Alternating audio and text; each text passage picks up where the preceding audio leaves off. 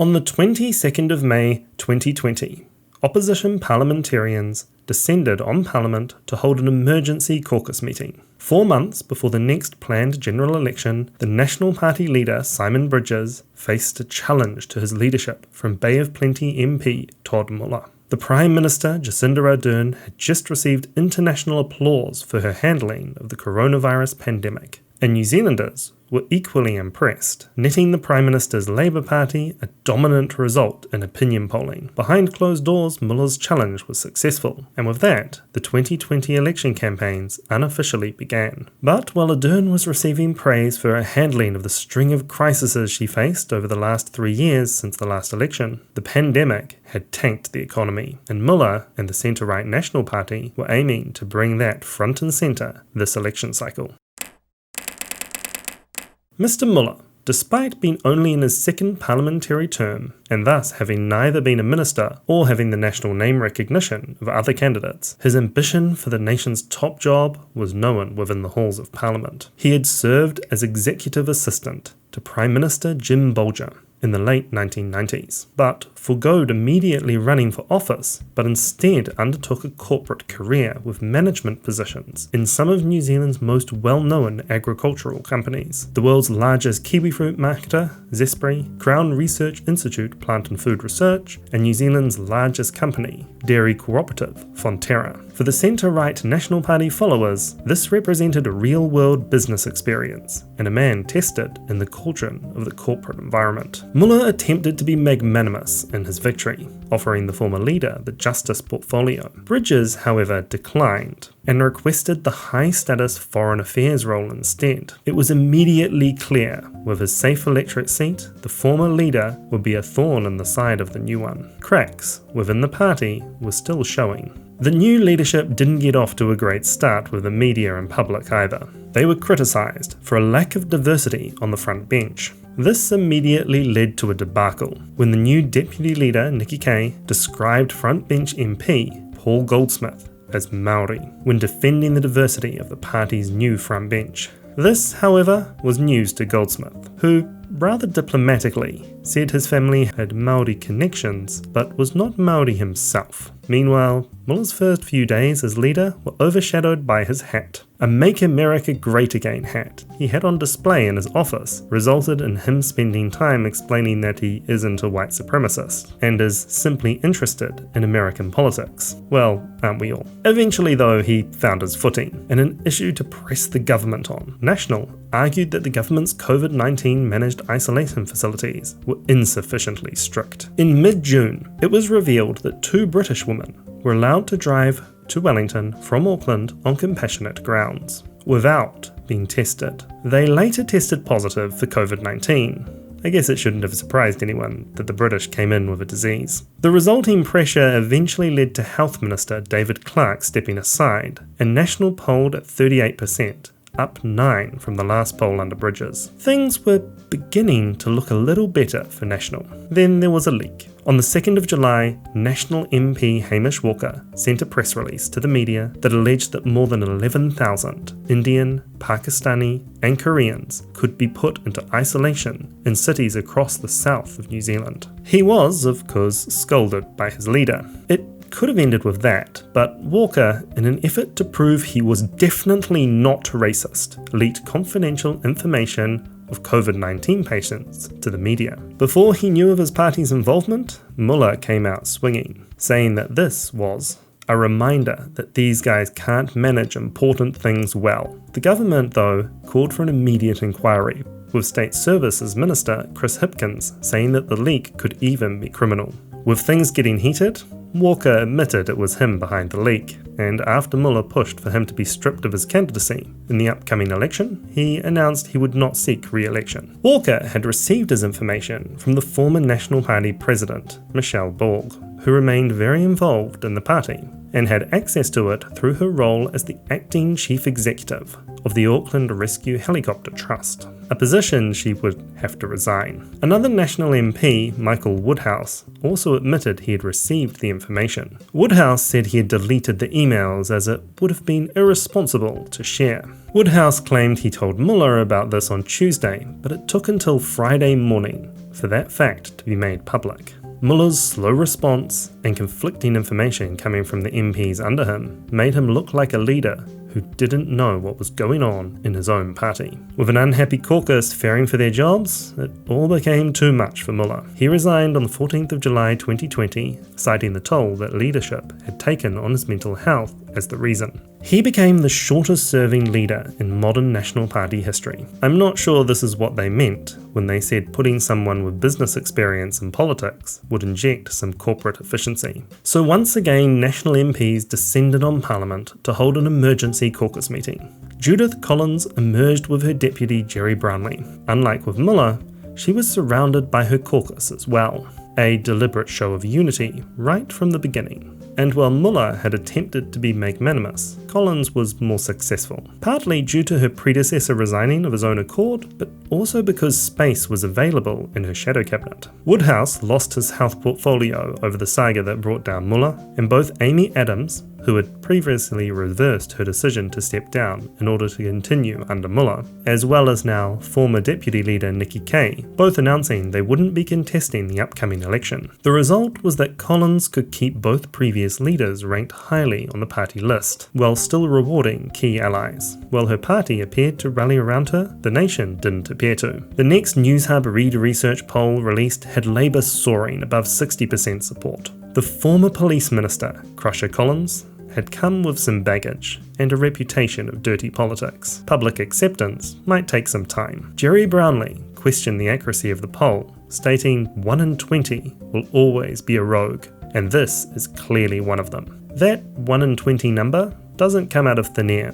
The margin of error given on a poll applies at 50% where the margin of error is greatest, and is given with a confidence of 95%. So the true values will be outside the margin of error for 1 in 20 polls. But although this was the best poll for Labour throughout the campaign, the polls that came in the weeks that followed didn't pose a particularly rosy picture for National either. In the adjournment debate, ACT Party leader David Seymour labelled the Labour government a disaster government. Of course, this is a jibe on a leadership with a radically different ideology than his own, but he may have a point. A crisis brought on by external forces focuses media attention on the nation's leaders, and providing they have a basic level of competence in handling the situation, this leaves the opposition ignored and largely unable to criticise. Just ask newly minted deputy leader of the National Party, Jerry Brownlee, who rose to national prominence after the 2010 Canterbury earthquake. Brownlee, as the most senior Christchurch MP in government, was appointed Minister of Canterbury Earthquake Recovery, and just before a crisis brought on by external forces derailed the entire election process, Collins was able to give the nod to Epsom voters to back ACT Party leader David Seymour as their local MP. You see, under New Zealand's mixed member proportional system, Kiwis have 2 votes, actually 4 this round,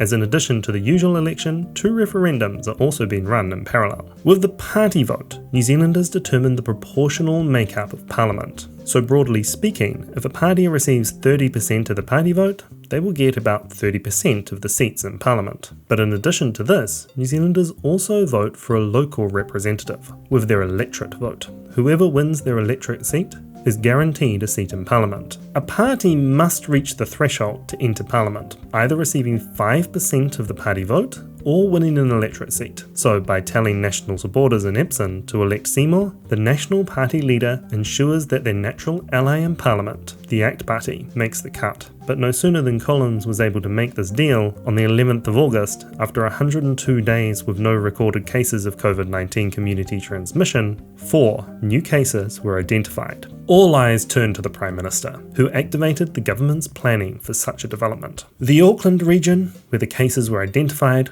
was plunged into a level 3 lockdown, with only essential businesses operating, while the remainder of the country moved to level 2, with stricter social distancing rules limiting the spread of the virus, but businesses and schools still operating. This was for an initial 3 days, while the authorities conducted contact tracing to evaluate the scale of the cluster. But these restrictions would last longer than 3 days, and the rhetoric coming from the Prime Minister's press conferences perpetuating the image that New Zealand had beaten the virus once and would do it again. Auckland endured level 3 restrictions for 18.5 days before moving to modified level 2 status, inventively called level 2.5. With increased restrictions preventing political parties from effectively campaigning, all major parties suspended their campaigns, and pressure mounted on the Prime Minister to change the date of the election.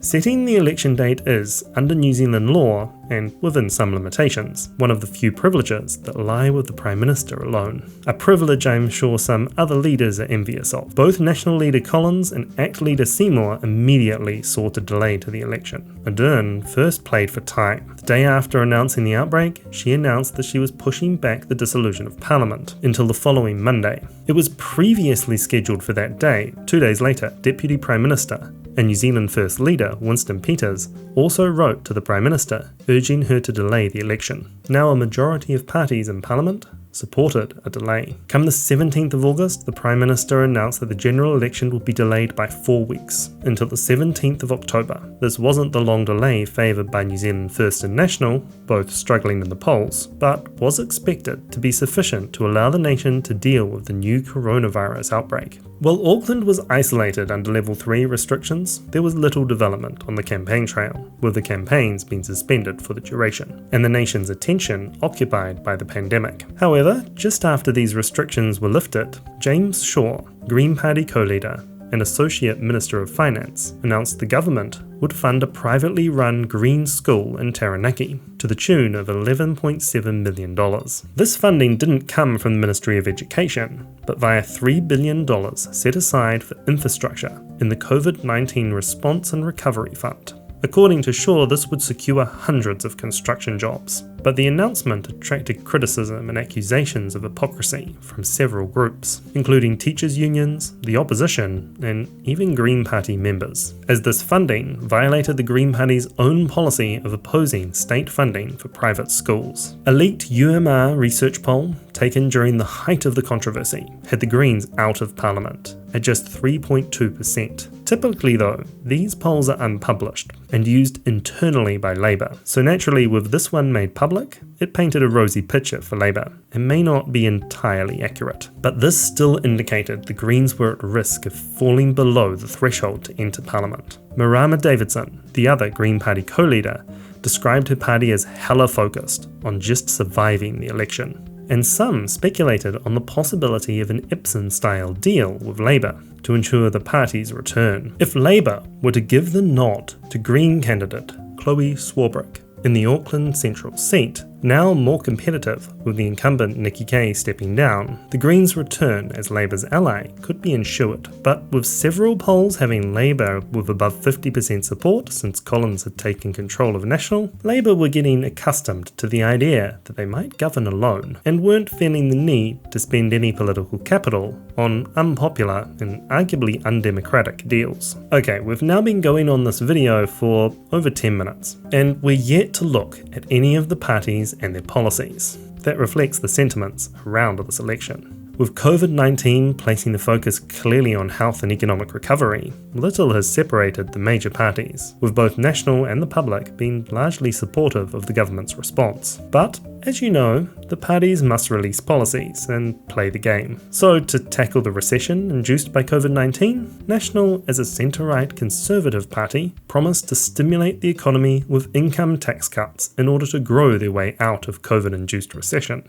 But their credibility of being the safe pair of hands to manage the economy was shaken when their alternative budget was found to have a $4 billion hole in it. While the incumbent Labour Party, our centre-left Social Democratic Party, announced they would reintroduce the top 39% tax bracket for the wealthiest 2% of Kiwis. The Labour policy plan this election was overall cautious, perhaps a little boring. The politically left environmentalist Greens suggested a wealth tax on individuals' net worth over $1 million, a bold choice for a party that primarily appeals to young, affluent voters. Those struggling to make rent often don't have climate change and environmentalism at the forefront of their minds in the voting booth. Well, the politically right Libertarian ACT Party's alternative budget would save billions by slashing government spending to pay down debt and hand out a few tax breaks. The other minor parties have all polled well below the 5% threshold needed to enter Parliament, and so would need to win an electorate to gain any seats, a feat that would potentially make them kingmaker. But for now, their policies aren't all that important, and their campaigns would need to focus on winning those local races. New Zealand First, having supported the Labour government, had seen their support erode. A 2019 survey suggested New Zealand First supporters would have preferred Peters to have supported a National-led government, and they were now paying the price. They would need to win the Northland seat to regain the kingmaker role again, and the Māori Party, having sat out the last term, would need to win one of the Māori electorate seats, in which only people of Māori descent are eligible to register. Polling for either of these scenarios wasn't inspiring confidence for these two parties, but we would have to wait till election night to see how the votes tallied. Meanwhile, National took aim at Labour's failure to tackle the housing crisis by building new state-owned houses, as they promised 3 years ago, and promised to relax regulations with the abolishment of the Resource Management Act to solve the housing crisis. Labour, though, at least in part agrees. The policy listed on their website was to repeal and replace the Resource Management Act because it takes too long, costs too much, and hasn't properly protected our environment. National also campaigned against the Labour Green Alliance, citing the Green Wealth Tax policy, something Ardern had already ruled out agreeing to. But Ardern and Collins did agree on the idea of moving to a 4-year parliamentary term, an idea I fully support after going through the process of making these election videos. So what set the parties apart wasn't much of any substance. National wanted electric vehicles to be able to use bus lanes. Labour bribed voters with the promise of making Matariki, the Māori New Year, a new public holiday. ACT unveiled an employment insurance scheme, and the Greens pushed for Te Reo Māori to become part of the curriculum by 2030. Maybe a little too late for me based on my Māori pronunciation, but an admirable goal. So the choice given to New Zealanders came down more to flavour than substance, with the two main party leaders representing different quintessential Kiwi ideals. Jacinda's ideals of kindness and working together versus Judith's ideals of hard work and independence. So how did the nation vote? For that, I pass on to future Soliloquy for the election night results.